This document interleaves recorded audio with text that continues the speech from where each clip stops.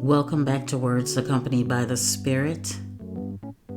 This is episode 249 entitled, Walk in Your Integrity. As we enter chapter 31 in the book of Numbers, I ask that you read, watch, and/or listen to the commandment for men to protect, and to fully understand Jesus' response to a concession given by Moses concerning marriage. They say unto him, Why did Moses then command to give a writing of divorcement and to put her away? He saith unto them, Moses, because of the hardness of your hearts, suffered you to put away your wives. But from the beginning, it was not so. Matthew chapter 19, verses 7 through 8 of the King James Version. I want you to take heed because this curse has and continues to plague the children of Israel, devastating the integrity of the families while robbing us of wealth as a whole. As these permissible acts allow the spirit of confusion and other spiritual wickedness in high places to wreak havoc upon the true nation of Israel. Let me say it again. Israel's lack of complete obedience opened a door to a curse that has become more grievous even today. And those who are deceived by it and intentionally ignorant in this regard, men and women, are not only reaping the consequences, but will also answer for this on the day of judgment. And the Lord spake unto Moses, saying, Avenge the children of Israel of the Midianites. Afterward shalt thou be gathered unto thy people. And Moses spake unto the people, saying, Arm some of yourselves unto the war, and let them go against the Midianites and avenge the Lord of Midian. Numbers chapter 31, verses 1 through 2 of the King James Version. I ask that you go back and meditate on chapter 25 of the book of Numbers with additional insight from the power and consequences of evil influences, so that you may understand the Lord's wrath along with our rebellious and sinful natures. Of every tribe 1,000, throughout all the tribes of Israel shall you send to the war. So there were delivered out of the thousands of Israel 1,000 of every tribe, 12,000 armed for war. And Moses sent them to war, 1,000 of every tribe, them and Phinehas, the son of Eleazar the priest, to the war with the holy instruments and the trumpets to blow in his hand. Numbers chapter 31, verses 4 through 6 of the King James Version. The Midianites were being judged. God is not like man. He shows no partiality, expecting that his commands are fully executed. And here is the warning and the promise that are established. But if you will not drive out the inhabitants of the land from before you, then it shall come to pass that those which you let remain of them shall be pricks in your eyes and thorns in your sides, and shall vex you in the land wherein you dwell. Moreover, it shall come to pass that I shall do unto you as I thought to do unto them. Numbers chapter 33, verses 55 through 56 of the King James Version. And again, and an angel of the Lord came up from Gilgal to Bochim, and said, I made you to go up out of Egypt, and have brought you unto the land which I swear unto your fathers. And I said, I will never break my covenant with you. And you shall make no league with the inhabitants of this land. You shall throw down their altars, but you have not obeyed my voice. Why have you done this? Wherefore I also said, I will not drive them out from before you, but they shall be as thorns in your sides, and their gods shall be a snare unto you. Judges chapter 2, verses 1 through 3 of the King James Version. Because the Israelites worshipped false idols and would not separate themselves from the unclean, these gods, these evil spirits, will be a bait, enticement, and a trap unto them. They made war against Midian, just as the Lord had commanded Moses, and they killed every male. They killed the kings of Midian along with the rest of their slain. Evi and Rechem and Zur, the father of Cosbi, and Hur and Reba, the 5 kings of Midian. Also Balaam, the son of Beor, they killed with the sword. Numbers chapter 31, verses 7 through 8 of the King James Version. For those who say, this is not the God of the New Testament, listen. But actually, I have written to you not to associate with any so-called Christian brother if he is sexually immoral, a fornicator, or greedy, or covetous, or is an idolater, devoted to anything or anyone that takes the place of God, or is a reviler, who insults or slanders or otherwise verbally abuses others, or is a drunkard or a swindler, an extortionist. You must not so much as eat with such a person. God alone sits in judgment on those who are outside the faith. Remove the wicked one from among you. Expel him from your church. 1 Corinthians chapter 5, verses 11 and 13 of the Amplified Version. Many who lack common sense will wonder why the judgment of the Lord is so harsh. It is because of man's callous disregard for others. So let me remind you that it was the Midianite women that led the Israelites into idolatry.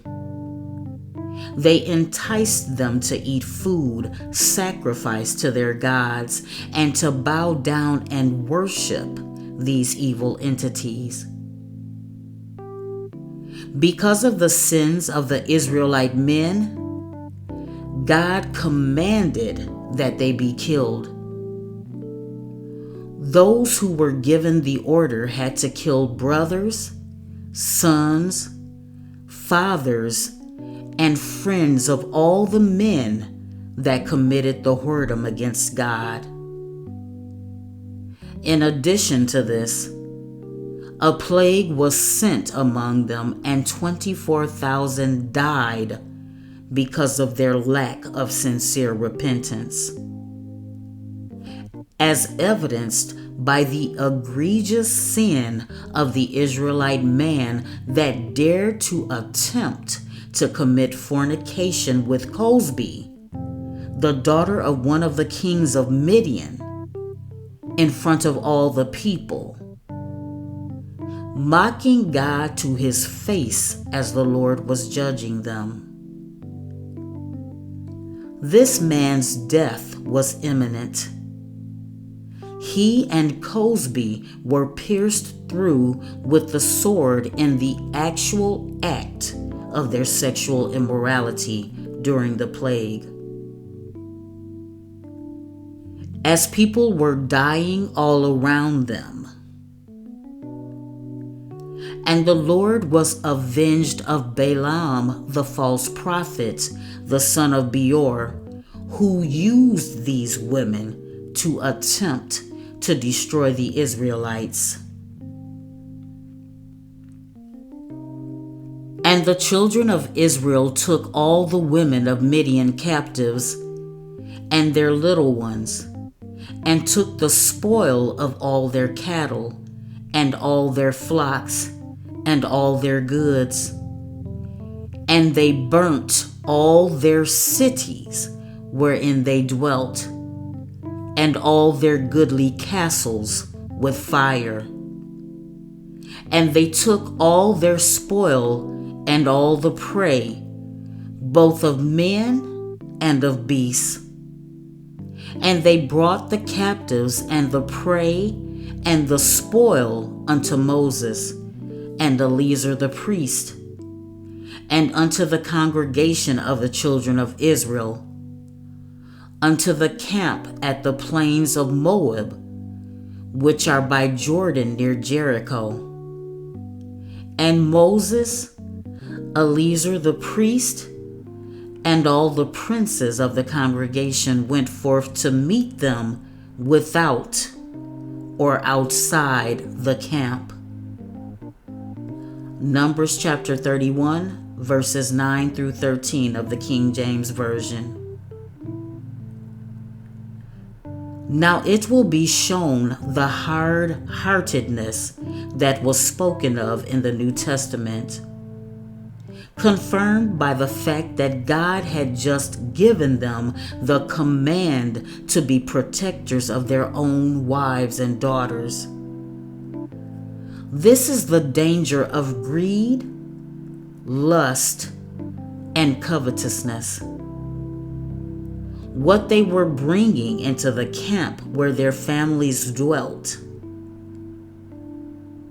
Spirits are not only transferable in people, but also in cursed objects. It makes even the leniency of Moses justified, as he attempted to purge them of their sin and corruption.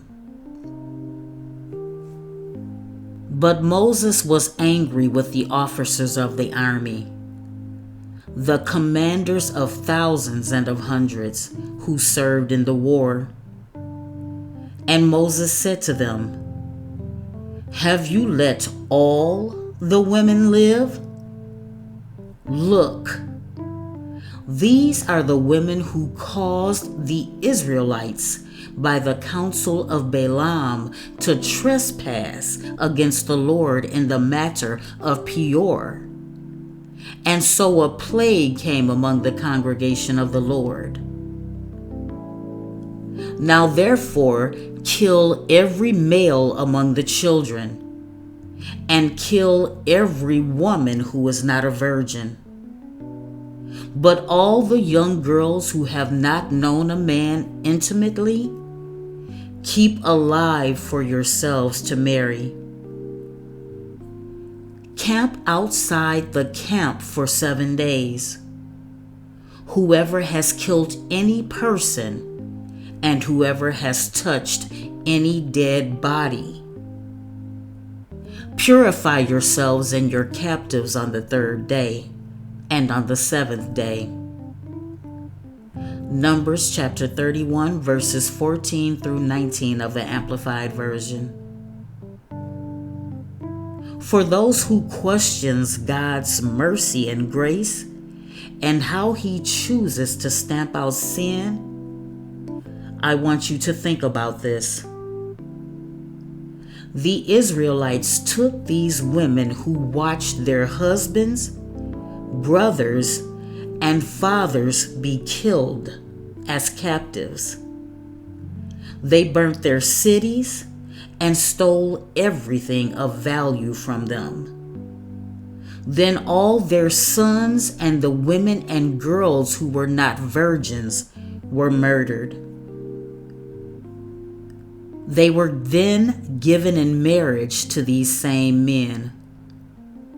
Looking into their faces as they relived these horrors daily, even as they were intimate with them, in every morsel of food that they ate, seeing their valuables when they were forced to worship a God that they did not care to know, as they watched their captors wearing their items and those of their lost loved ones on their bodies, and whomever they chose to give them to. How were their wives and daughters supposed to feel about these foreign women being brought into their homes? Did they think that gifts should appease them as they desire these other women? What type of example is this setting for their own children, including their sons? As these women may have felt rejected, made to feel less than. To think that these other women could ever truly love them is asinine. But this curse is twofold, as our people were sent into slavery throughout our history as a people, whose lands were taken from them, being left with little to nothing, scattered to the four corners of the earth, as they have and are still being oppressed and subjugated to the same and worse treatment since then. Being presented as grateful and thankful for our forced circumstances. A false narrative that serves to facilitate the lack of self-esteem and growing entitlement of others. This alone should speak volumes to the mindsets and lack of discernment for many, even today, regardless of race and ethnicity. Because Satan never discriminates in the corruption and death of the soul. You shall purify every garment and every article made of leather, and all things made of goat's hair, and every article made of wood. Then Eleazar the priest said to the men of war who had gone to battle, This is the statute of the law which the Lord has commanded Moses. Only the gold, the silver, the bronze, the iron, the tin, and the lead, everything that can stand fire, you shall pass through the fire, and it shall be clean. Nevertheless, it shall be purified with the water of purification of separation to remove its impurity. And all that cannot stand fire, such as fabrics, you shall pass through water. And you shall wash your clothes on the seventh day and be clean. And afterward you may come into the camp. Numbers chapter 31, verses 20 to 24 of the Amplified Version.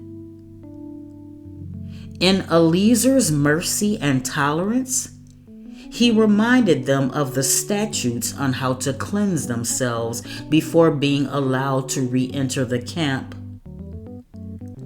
permitting a gentle cleansing, so that if fire was too harsh, they should use water.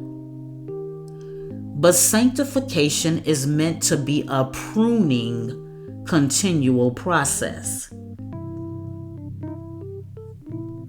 Here is the definition of pruning as far as it relates to trees, shrubs, or plants, and objects and people. Number 1, to trim a tree, shrubs, or bush by cutting away dead or overgrown branches or stems, especially to increase fruitfulness and growth. Number 2, to reduce the extent of something by removing superfluous or unwanted parts. And number 3, the process of removing dead or dying parts of a person's life to help them grow spiritually or become more like God. There was no pain for the Israelite men in this matter because they were not aware of the significance of the agony, affliction, and torture of pruning. They were just made to go through the motions. As they continued to walk in the evil of their deceitful and desperately wicked hearts, bringing in demonically possessed souls and cursed objects used in satanic rituals. As we close, their behaviors will be confirmed. So keep this grave warning in mind. I am the true vine, and my Father is the husbandman. Every branch in me that beareth not fruit, he taketh away. And every branch that beareth fruit, he purgeth it, that it may bring forth more fruit. Now you are clean through the word which I have spoken unto you. Abide in me, and I in you, as the branch cannot bear fruit of itself, except it abide in the vine. No more can you, except you abide in me. I am the vine, you are the branches. He that abideth in me, and I in him, the same bringeth forth much fruit. For without me, you can do nothing. If a man abide not in me, he is cast forth as a branch, and is withered, and men gather them and cast them into the fire, and they are burned. John chapter 15, verses 1 through 6 of the King James Version. Now here is the Lord's graciousness and generosity. Then the Lord spoke to Moses, saying, You and Eleazar the priest and the leaders of the fathers' households of the congregation are to take account of the spoil of war that was captured, both people and livestock. Divide the spoil into 2 equal parts between those who were involved in the war. That is, those who went out to battle and all the rest of the congregation. Numbers chapter 31, verses 25 to 27 of the Amplified Version. Verses 28 through 47 goes into meticulous detail of how it was to be divided, and the levy of a tribute that should be made unto the Lord from both sides, that is to be given to the Levites who are in charge of the tabernacle. These men did not know God's character. They did not believe that He would fairly acknowledge them for their contributions and achievements. So they hid the precious stones and gold among themselves. Understand that only 12,000 went to war out of the hundreds of thousands that stayed behind. They received 50%, and the rest of the entire congregation received the remaining 50%. Then they had an epiphany. Even in their sin, they were allowed to keep their very lives. This was divine intervention. Never forget what happened to Ananias and Sapphira. Nothing is hidden from God. And the officers which were over thousands of the host, the captains of thousands and the captains of hundreds, came near unto Moses. And they said unto Moses, Thy servants have taken the sum of the men of war which were under our charge, and there lacketh not one man of us. We have therefore brought an oblation for the Lord.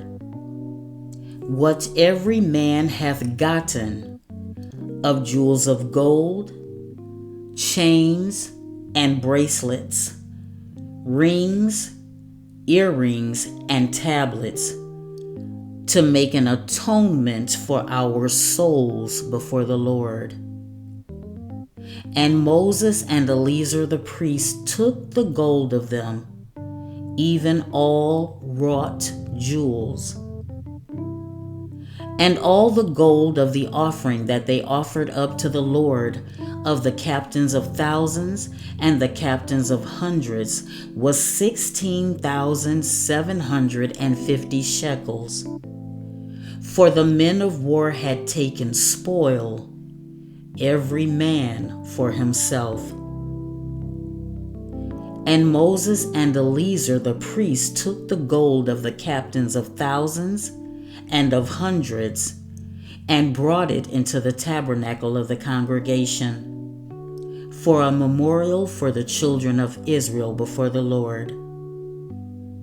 Numbers chapter 31, verses 48 to 54 of the King James Version. I want to close with these as we learn to trust God and His faithfulness. Number 1. Therefore take no thought, saying, What shall we eat? Or what shall we drink? Or wherewithal shall we be clothed? For after all these things do the Gentiles seek. For your heavenly Father knoweth that you have need of all these things. But seek ye first the kingdom of God and his righteousness, and all these things shall be added unto you. Matthew chapter 6, verses 31 to 33 of the King James Version. Number 2. I told this and the next scriptures to my children frequently while they were growing up. He that is faithful in a very little thing is also faithful in much. And he who is dishonest in a very little thing is also dishonest in much. Luke chapter 16, verse 10 of the Amplified Version. And number 3. Whatever you do, whatever your task may be, work from the soul. That is, put in your very best effort as something done for the Lord and not for men, knowing with all certainty that it is from the Lord, not from men, that you will receive the inheritance, which is your greatest reward. It is the Lord Christ whom you actually serve. Colossians chapter 3, verses 23 to 24 of the Amplified Version. Always coming from a place of love and in truth. And again, I humbly offer you some additional resources as the Lord is bringing them to me. As this prophet has described, given to her from God, so that you may prepare for what is to come. Click the link below. The end times are upon us, and because of my love for the Lord and my family, and for you, and the great sorrow that I feel as I see those around me walking in oblivious darkness and untruths, I feel compelled to provide Celestial's teachings to you. The links are referenced but inactive on the vlogs, but are available on the blog/podcast pages of my site at benevolentwoman.com. Please visit Celestial's site, the Master's Voice Prophecy blog. Also visit School of the Hebrews with Pastor Omar Tabo. God is calling his people. Thank you again. Thank you.